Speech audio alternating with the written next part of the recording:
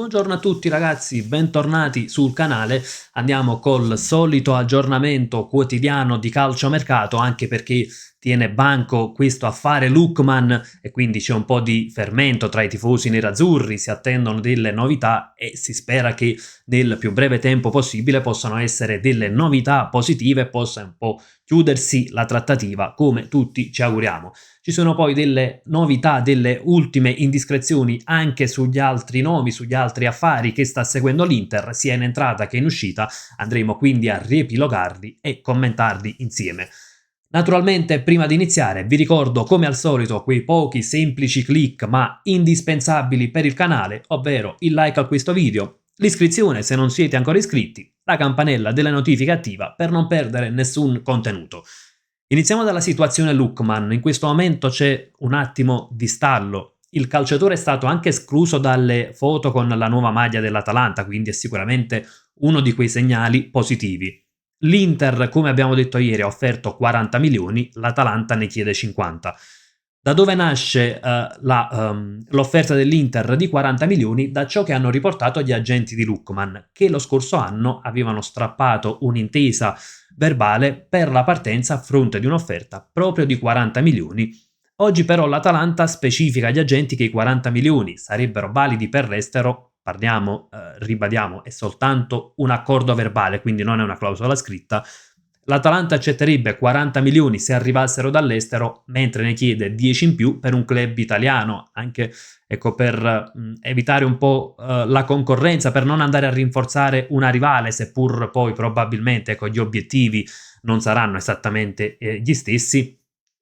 O c'è un altro punto di vista che magari l'Atalanta sta cercando di tirare qualche milione in più e quindi ottenere il massimo introito da una cessione che rimane comunque importante dopo quella di Matteo Retegui.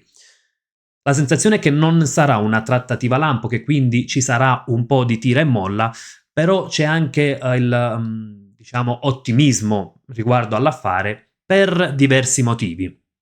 Il primo è la volontà di Lookman. C'è un Inter che comunque ha già l'accordo col calciatore, come dicevamo ieri, 4 milioni all'anno per 5 anni dovrebbe essere l'accordo, tra l'altro è stato sfruttato ancora anche il decreto crescita e la sensazione è che comunque la distanza tra le parti non è tantissima. Ecco, se l'Inter è ferma a 40 e non vorrebbe rilanciare, l'Atalanta chiede 50, magari con l'aggiunta di bonus si potrebbe trovare la quadra. Diciamo che poi bisogna trovare anche l'accordo un po' sulla formula, però quello probabilmente arriverà dopo l'accordo diciamo sull'importo complessivo, perché l'Inter parte da un prestito con obbligo di riscatto, l'Atalanta sappiamo è una squadra che tende a voler incassare subito, quindi a non fare sconti, a non concedere formule particolarmente vantaggiose, però insomma una volta che si sarà trovata la quadra sulle cifre, probabilmente si potrà trovare anche sulle formule.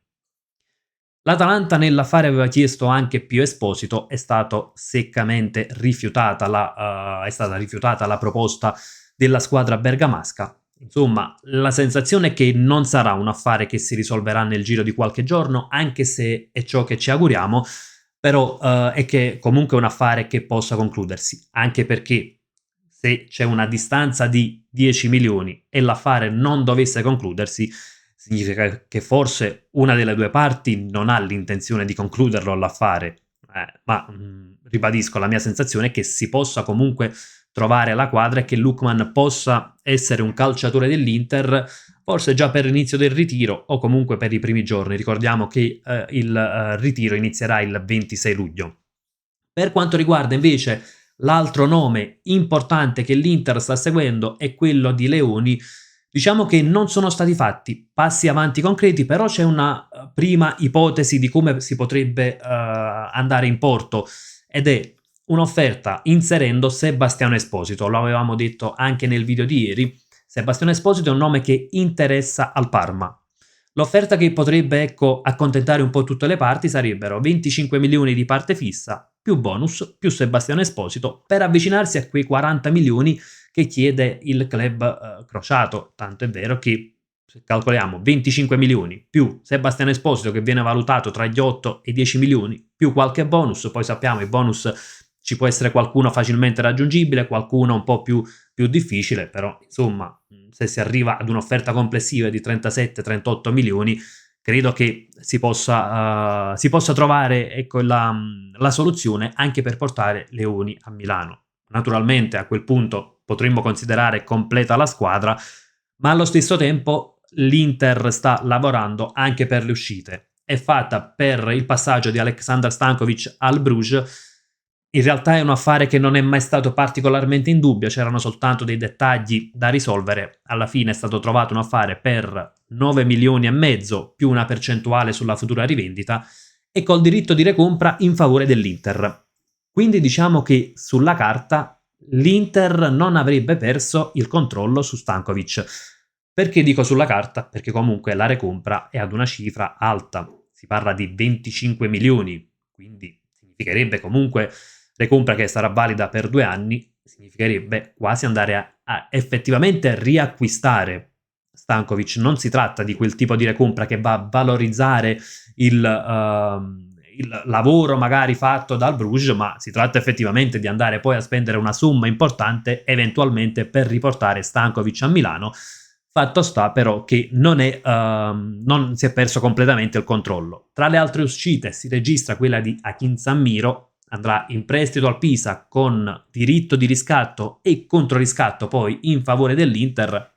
È un buon calciatore della primavera, sicuramente avrà bisogno di fare esperienza. Pisa può essere una buona squadra per fargli fare esperienza in Serie A.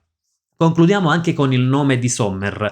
Ecco, di Sommer si sta parlando già da un po', è sulla lista del Galatasaray per il post Muslera, però al momento non sono arrivate offerte ufficiali all'Inter e l'Inter non intende liberare il calciatore a zero, anzi l'Inter vorrebbe monetizzare. Certo, non può chiedere una cifra altissima, però ecco, ricordiamo che è ancora a bilancio per 3 milioni Sommer e probabilmente potrebbe essere proprio quella la richiesta dell'Inter. Detto questo, comunque finché non ci saranno passi ufficiali del Galatasaray, difficile che l'Inter possa indirizzarsi su un altro portiere. Nei giorni scorsi si era parlato eventualmente di Ter Stegen se dovesse partire subito Sommer, o di Carnesecchi se Sommer dovesse rimanere un altro anno e quindi poi con l'investimento per il portiere rimandato al prossimo anno l'Inter vorrebbe un po' portarsi in pool per l'estremo difensore dell'Atalanta, anche lì poi il prossimo anno serviranno intorno ai 40 milioni.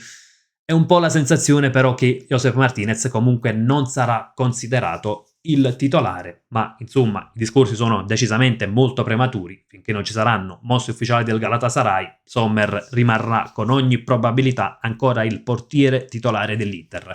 Ragazzi, fatemi sapere anche la vostra nei commenti, cosa ne pensate di questi ultimi movimenti e soprattutto se secondo voi Lookman effettivamente si concretizzerà, lo vedremo effettivamente con la nostra maglia, oppure c'è la sensazione che questo affare alla fine possa saltare, anche perché nessuna delle due squadre vuole tirare a lungo, magari ad agosto inoltrato la trattativa, e sappiamo l'Atalanta non è facilmente malleabile sulle cifre. Insomma, discutiamone nella sezione commenti. Io vi saluto, come sempre vi lascio con un gran bel Forza Inter!